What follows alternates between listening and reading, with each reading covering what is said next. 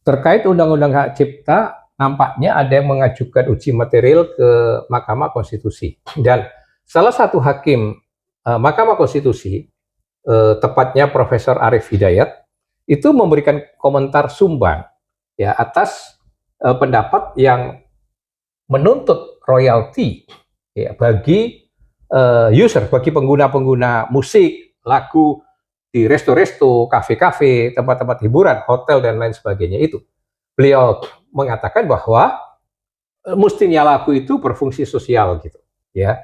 Nah, beliau lalu memberikan catatan bahwa sekarang nampaknya terjadi perubahan kultural yang besar dari kultur gotong royong, ideologi Pancasila itu adalah sosialis, ya, gotong royong kalau diperas katanya, ya, jadi sosialis, itu menjadi individualis kapitalistik. Kalau kita mengikuti pasal ini letter luck,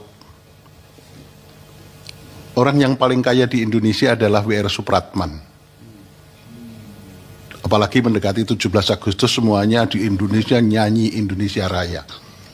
Bayangkan coba kita lagu Indonesia Raya.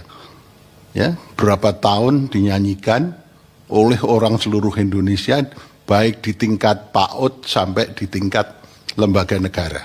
Itu kalau model penafsiran yang sekarang baru rame, itu ahli warisnya paling kaya sedunia itu. Ya kan? Berarti prinsip bahwa penciptaan lagu mempunyai fungsi sosial di Indonesia memang harus begitu. Memang ini ada perubahan kultur yang luar biasa. Dari budaya ideologi yang gotong royong menjadi ideologi yang individualis kapitalis. Sehingga penafsiran yang pasal ini ke arah ideologi yang individualis. Jadi seakan-akan artis-artis, pencipta-pencipta atau pengarang-pengarang lagu musik itu, kalau menuntut royalti, itu seakan-akan tabu di negara sosialis itu. Saya ingin membantah ya terhadap argumen dari Profesor Arief Hidayat itu.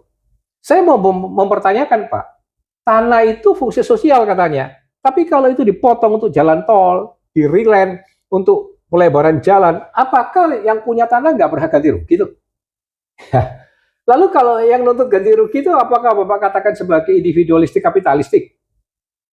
Ya, lembaga-lembaga pendidikan itu katanya nirlaba.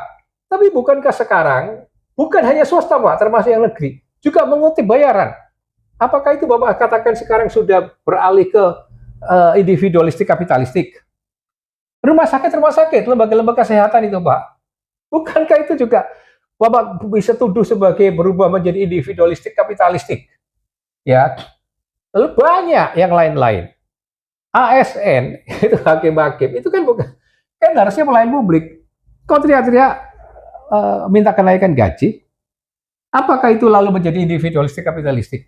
Ya, apakah kalau manusia hidup di negara yang berideologi sosialis itu menuntut penghargaan atas karya-karyanya, lalu itu patut dituding sebagai individualis kapitalis? Profesor Arief, China itu ideologinya sosialis, mungkin lebih ngelontok itu sosialismenya dari Indonesia. Tapi sekarang kalau Bapak memperhatikan, anak-anak mudanya di sana banyak yang kaya raya, Pak. Negaranya tetap berideologi sosialis tuh. Ya kan? Kaya raya.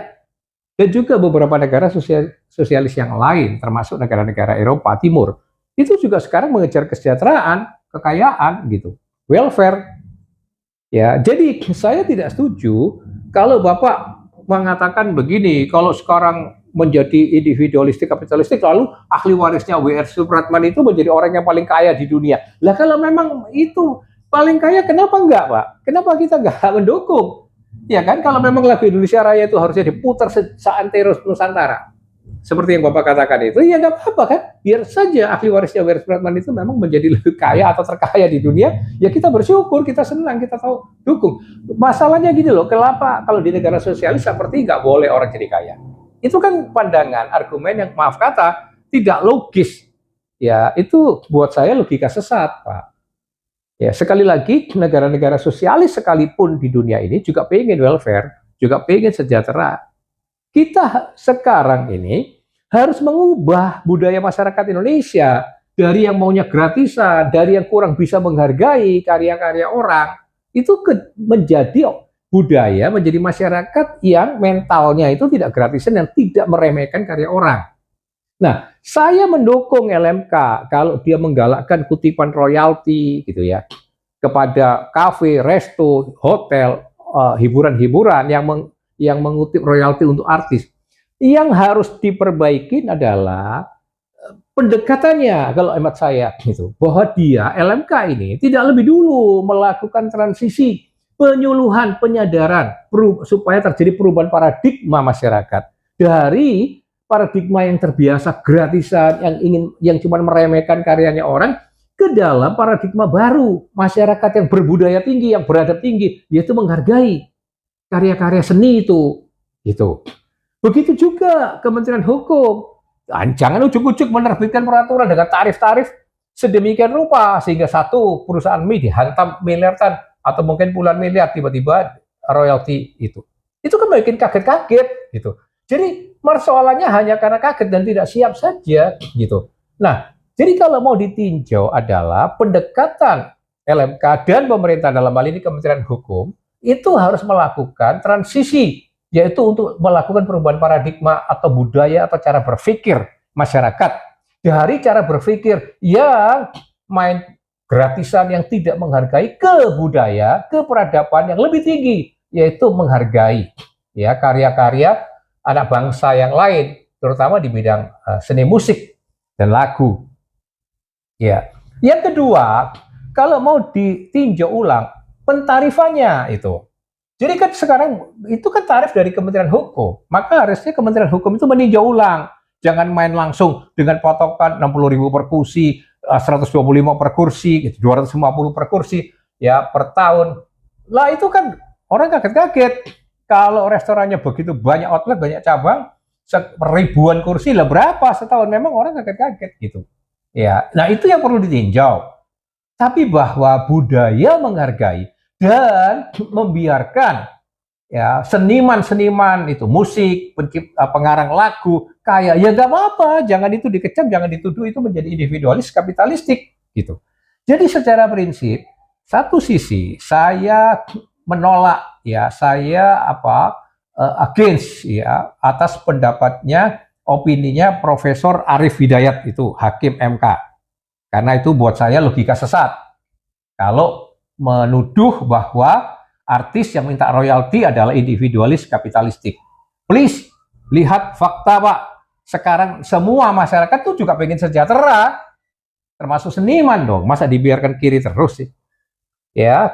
Nah, di sisi yang lain, pendekatan transisi ya dari LMK, dari Kementerian Hukum itu yang nggak dilakukan. Nah, harus dilakukan untuk mengubah paradigma dulu. Jadi bertahap setelah kesadaran penyuluhan ke stakeholders ya, ke kafe, ke resto, ke hotel, ke tempat-tempat hiburan, disadarkan dulu, diberi penyuluhan dulu. Kalian harus menghargai karya-karya seni ini. Lalu tarifnya juga mulai dinegosiasikan, dirembukkan bersama, ada public hearing. Berapa yang proporsional, yang wajar gitu ya. Nah, baru dibikin peraturannya dan kemudian dilaksanakan. Sehingga dengan demikian tidak menjadi pihak-pihak user yang ditarik royalti ini nggak kaget-kaget gitu. Kan itu kan sama halnya kalau pajak. Kenapa pajak itu lalu Bapak biarkan gitu. Nah, pemerintah menarik pajak-pajak itu. Apakah itu bukan nanti kapitalis? Ya kan bisa jadi begitu. Ya. Nah, saya sekali lagi mendukung LMK, mendukung Kementerian Hukum dan HAM membuat peraturan-peraturan tentang royalti yang baik, ya. Dan saya membuat kelas untuk itu, ingin mengajarkan kepada lawyer yang belum mengerti tentang hak kekayaan intelektual, khususnya di hak cipta, kepada pihak-pihak yang terkait gitu, ya LMK, ya kepada seniman-seniman, pengarang-pengarang lagu, ya musik, kalau mau belajar di kelas saya. Saya membuat kelas untuk itu, ya bersertifikat, dan bagi yang S1 nanti bisa saya ajukan penyumpahan, ya, supaya mengerti tentang hal ini, supaya paradigmanya berubah, sehingga dengan demikian tidak boleh ada pendapat ekstrim gitu, menihilkan royalti atas karya seni, tapi juga langsung ekstrim gebuk dengan tarif-tarif yang tinggi. Ya itu kan dua-duanya adalah pendekatan atau pandangan yang ekstrim. Nah, dengan harapan kalau semua pihak yang terkait dengan karya seni, musik itu mengerti, memahami filosofi undang-undang hak cipta, ya, lalu paradigmanya adalah paradigma peradaban yang baru, yang moderat, yang bisa menghargai karya-karya seni, maka persoalan Indonesia menjadi lain, terutama masyarakat seni akan juga meningkat kesejahteraannya, dan ya itu yang kita inginkan kan, itu program pemerintah saya kira. Itu catatan saya dan salam merah putih.